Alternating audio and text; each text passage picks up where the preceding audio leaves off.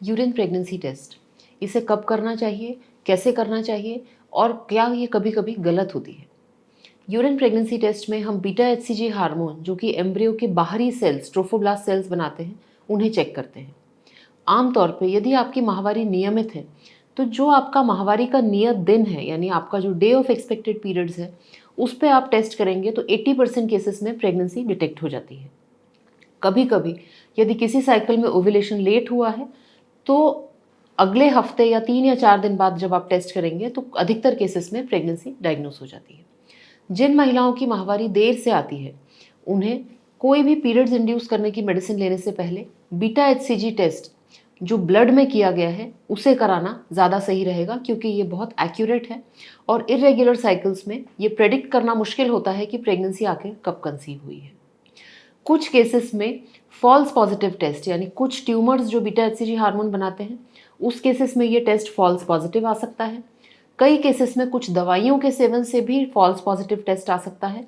और बहुत महत्वपूर्ण, यदि आपने टेस्ट को देर से रीड किया है, यानी 5 मिनट की बजाय 3-4 घंटे बाद रीड किया है, तो एक फेंट लाइन आ जाती है, परंतु ये पॉजिटिव नहीं, ये फॉल्स पॉजिटिव होती है। Thank you. आइए जानते हैं सेकेंडरी इनफर्टिलिटी, यानी एक बार प्रेगनेंसी कंसीव होने के बाद सेकेंड प्रेगनेंसी कंसीव होने में दिक्कत क्यों आती है। मुख्यतः इसके 2 कारण हैं। पहला कारण है मैकेनिकल, यानी कि ट्यूब्स में यदि ब्लॉक हो गया है तो इस कारण से प्रेगनेंसी नहीं कंसीव हो पाती।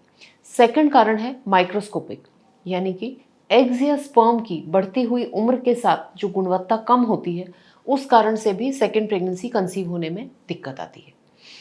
सबसे अच्छा तरीका सेकेंडरी इनफर्टिलिटी को ट्रीट करने का है इसका कारण जानना। यदि फेलोपियन ट्यूब में ब्लॉक है तो ये लेप्रोस्कोपी के द्वारा खुल सकती है। यदि नहीं खुलती है तो हमें टेस्ट ट्यूब बेबी का सहारा लेना पड़ता है। एग्जोस्पर्म्स की गुणवत्ता को बढ़ाने के लिए पहले डॉक्टर दवाइयाँ देते हैं, परंतु ये भी यदि कारगर नहीं है तो IUI या IVF इन ट्रीटमेंट्स के थ्रू आप कंसीव कर सकते हैं। धन्यवाद।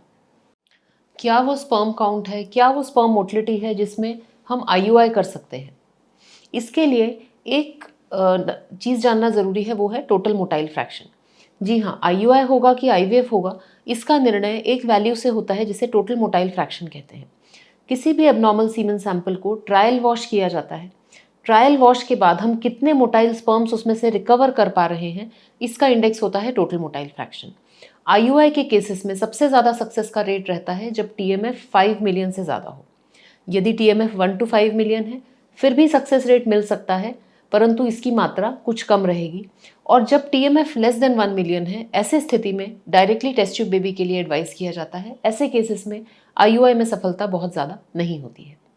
फर्स्ट टाइम IVF सक्सेस, ये नई सीरीज़ में मैं आपके पास ऐसे छोटी छोटी जानकारियाँ लाऊंगी जिससे यूज़ करके आप अपने IVF का सक्सेस बढ़ा सकते हैं। सबसे महत्वपूर्ण टिप ये है कि IVF का प्रोसीजर केवल एम्ब्रियोज को बनाने का प्रोसीजर है। ये प्रेगनेंसी में कन्वर्ट होते हैं कि नहीं, ये यूट्रस की लेयर की गुणवत्ता के ऊपर डिपेंड करेगा।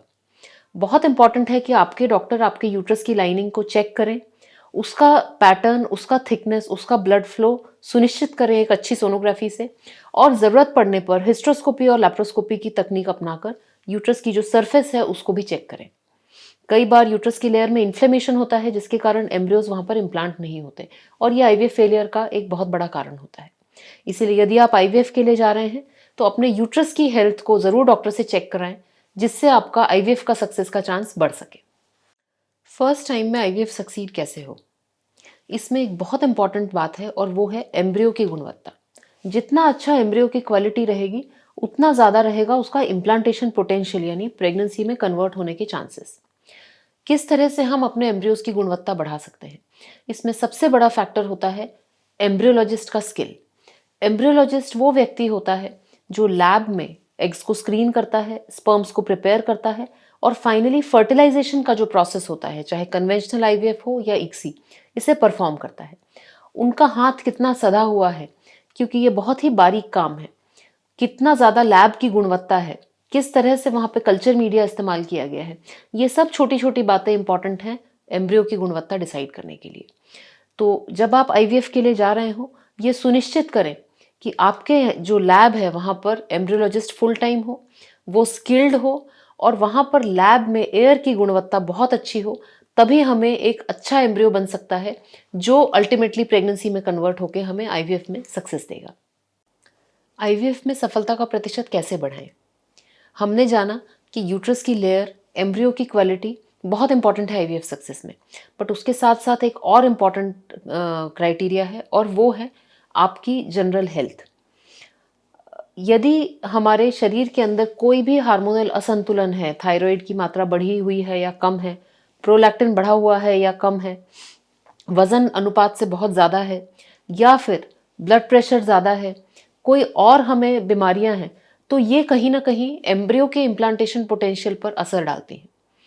इसीलिए बहुत इंपॉर्टेंट है कि आईवीएफ से पहले आपका जनरल बॉडी चेकअप हो, जो भी पैरामीटर्स नॉर्मल से बाहर हों उनको आप करेक्ट करें, और आईवीएफ में जब आप आएँ तो आपका स्वास्थ्य जो है वो जितना अच्छा हो सकता है उतना अच्छा आपका प्रेगनेंसी का चांस होगा। इसीलिए अपनी जनरल हेल्थ को, एक्सरसाइज, डाइट और साथ ही साथ आपके मेंटल हेल्थ को बिल्कुल निगलेक्ट मत करिए, क्योंकि कहीं ना कहीं एम्ब्रियो आपके शरीर में इम्प्लांट होगा और शरीर की जो हेल्थ होगी वही डिसाइड करेगी कि इम्प्लांटेशन के चांसेस कितने होंगे। धन्यवाद। टेस्ट ट्यूब बेबी ट्रीटमेंट में सफलता की गारंटी कितनी होती है? क्या आप 100% गारंटी लेते हैं कि हम ट्रीटमेंट कराएंगे तो हमें बेबी होगा? इसका एक ही उत्तर है कि नहीं। टेस्ट ट्यूब बेबी की जो प्रोसेस है ये केवल प्रेगनेंसी को फैसिलिटेट करने की प्रोसेस है। नेचुरली भी जब पति पत्नी 1 महीने कंसीव होते हैं, यदि उनके सारे फैक्टर्स नॉर्मल हैं, तो ऐसा नहीं है कि 1 महीने में कंसीव होने की गारंटी होती है।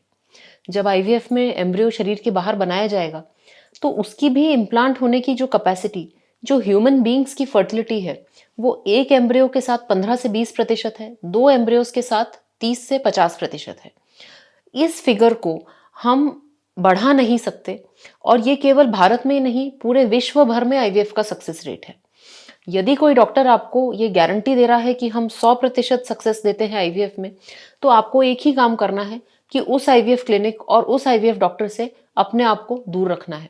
वहां पर भूलकर भी अपना इलाज नहीं कराना, क्योंकि ये बायोलॉजी है, मैथमेटिक्स नहीं है। मिसकैरेज के बाद क्या वो 3 चीजें हैं जिसे हर महिला को ध्यान रखना चाहिए? सबसे पहले, मिसकैरेज के बाद शरीर को, यूट्रस को नॉर्मल स्थिति में आने में 6 हफ्ते का समय लगता है। इस दौरान अपना खान पान अच्छा रखें। यदि गर्भपात के दौरान आपको अधिक रक्तस्राव हुआ है तो ऐसे समय में आयरन का सप्लीमेंट लेना न भूलें। दूसरी बात, अगली प्रेगनेंसी 1 महीने से लेके 1.5 महीने तक प्लान नहीं करें, क्योंकि कई बार डॉक्टर कारण का विश्लेषण करना चाहते हैं कि ये गर्भपात क्यों हो गया था। ये विश्लेषण पूरा होने के बाद ही आपको अगली प्रेगनेंसी कंसीव करना चाहिए। तीसरी बात, गर्भपात कंप्लीट हो गया है कि नहीं ये बहुत आवश्यक है, क्योंकि यदि कोई टिश्यू यूट्रस के अंदर रह गया है तो ये एक इन्फेक्शन का फोकस हो सकता है और आगे जाके आपकी हेल्थ और फर्टिलिटी पे असर डाल सकता है। तो अबॉर्शन के बाद पूरा टिश्यू कंप्लीटली निकल गया है, इसके लिए एक सोनोग्राफी कराना बहुत आवश्यक है। धन्यवाद। एग निकालने का प्रोसेस यानी एग रिट्रीवल या टीवीओआर, इसके बाद 3 वो प्रिकॉशंस जिसे आप सबको लेने चाहिए। सबसे पहला, पिकअप जो है वो बेहोशी देके दिया जाता है। पिकअप के बाद स्वयं ड्राइव करना, जॉब पे जाना, ये सब काम आपको कम से कम 24 घंटे तक अवॉइड करने हैं। पिकअप के बाद हल्की फुल्की ब्लीडिंग या स्पॉटिंग नॉर्मल है, परंतु यदि ये ब्लीडिंग हैवी है, इसमें आपको क्लॉट्स जा रहे हैं या पैड इस्तेमाल करना पड़ रहा है, तो तुरंत डॉक्टर से संपर्क करिए। एग रिट्रीवल के बाद यदि आपका पेट बहुत ज़्यादा फूल गया है, आपको खाना खाते नहीं बन रहा है, उल्टी हो रही है या फिर सांस लेने में तकलीफ हो रही है, ये भी ओवेरियन हाइपरस्टिमुलेशन का एक शुरुआती लक्षण हो सकता है। ऐसी स्थिति में भी आपको तुरंत डॉक्टर से संपर्क करना चाहिए। अधिकतर केसेस में एग रिट्रीवल के बाद यूरिन पास करने में कोई समस्या नहीं होती, परंतु यदि आपको यूरिन में ब्लड जा रहा है या फिर यूरिन रुक रुक के हो रहा है, ऐसी स्थिति में भी आपको अपनी ट्रीटिंग टीम से तुरंत संपर्क करना चाहिए। धन्यवाद।